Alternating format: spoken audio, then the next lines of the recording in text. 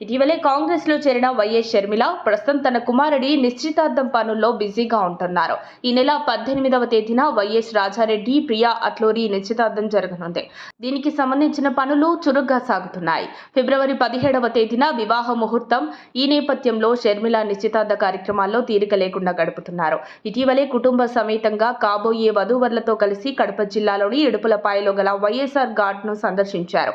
తొలి లగ్న ఆహ్వాన పత్రికను ఘాట్ వద్ద ఉంచి తండ్రి ఆశీస్సులను తీసుకున్నారు. అనంతరం తాడేపల్లి క్యాంపు కార్యాలయంలో తన అన్న ముఖ్యమంత్రి వైఎస్ జగన్మోహన్ రెడ్డిని కలిసి నిశ్చితార్థ ఆహ్వాన పత్రికను అందజేసిన విషయం తెలిసిందే. ఆ మరుసటి రోజే ఆమె ఢిల్లీలో కాంగ్రెస్ తీర్థం పుచ్చుకున్నారు. శనివారం రేవంత్ నివాసంలో తెలంగాణ సీఎం రేవంత్ రెడ్డిని షర్మిల కలిశారు. కాంగ్రెస్ పార్టీలో చేరిన తర్వాత రేవంత్ రెడ్డిని కలుసుకోవడం ఇదే తొలిసారి కావడం ప్రాధాన్యతను సంతరించుకుంది. అయితే రేవంత్ షర్మిల భేటీపై రాజకీయ వర్గాల్లో జోరుగా చర్చ జరుగుతోంది. తన కుమారుడి నిశ్చితార్థం వివాహ మహోత్సవానికి రావాలంటూ ఆహ్వానించారు. దీనికి రేవంత్ రెడ్డి సానుకూలంగా స్పందించారు. కాబోయే వధూవరులకు శుభాకాంక్షలు తెలిపారు రేవంత్.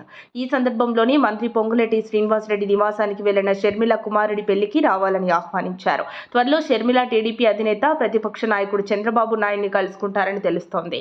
కుమారుడి వివాహ శుభలేఖను అందించడానికి 1-2 రోజుల్లో హైదరాబాద్ జూబ్లీహిల్స్ లోని చంద్రబాబు నివాసానికి వెళ్లనున్నట్లు సమాచారం.